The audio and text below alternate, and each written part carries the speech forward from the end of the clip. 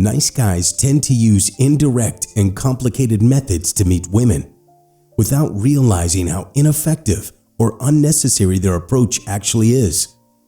Even though this process is not very effective and is strange, it is still the default for nice guys, which prevents them from displaying masculine behavior when interacting with feminine women, drastically making their dating life difficult and unfulfilling. The thought of being direct and straightforward does not even cross their mind, as they have been so conditioned to think that being passive, timid, and indirect is better, although their own results would indicate otherwise. Nice guys often devote a significant amount of time and attention to improving their physical appearance. They may invest in diets, exercise programs, fashionable clothing, and even cosmetic surgery. Despite all these efforts, many nice guys still struggle with self-acceptance and self-love when they look in the mirror. As nice guys, they tend to be critical of themselves, not only in terms of their appearance, but also in other aspects of their lives. They may focus on their flaws rather than their strengths and are seldom satisfied with their performance at work, school, or in their relationships. When they make mistakes, they tend to be harsh and unforgiving towards themselves. The solution to their problem lies in working on themselves internally, rather than relying on external factors, and until they begin to do this, their self-doubt and insecurity will remain. Nice guys connect their low self-esteem or harmful self-image to their childhood experiences. Regardless of what happened in their lives, their self-perception is greatly influenced by the people who raised them, especially their parents. Negative parenting behaviors and messages can have a strong and long-lasting impact on their self-esteem and self-image, especially if they were emotionally abused, neglected, or overprotected during their upbringing.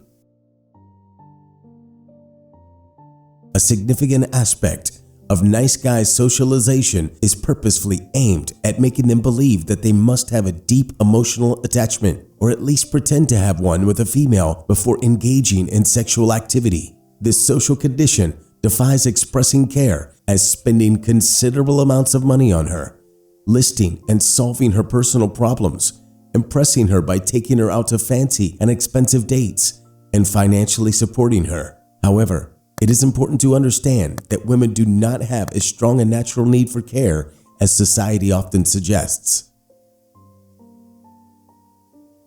The term desperate refers to a situation where a person feels a sense of urgency or intense desire to achieve a certain outcome or goal, often at the cost of their own self-respect, dignity, and integrity.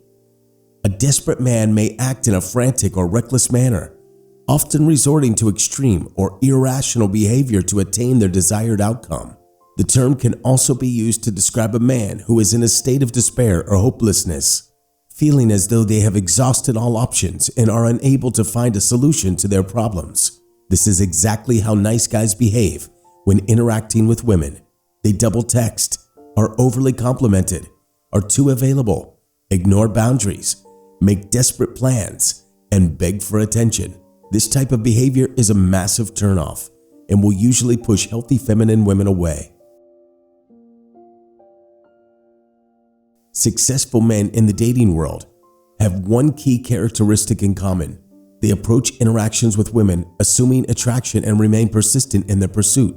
They have self-confidence in themselves and are therefore persistent when interacting with a woman, always assuming that she is attracted to them. However, it's important to understand that persistence should not be confused with desperation. Desperate individuals may resort to stalking or ignoring a woman's boundaries and request to stop, while persistence involves respectfully pursuing a woman until either achieving one's goals or receiving a rejection.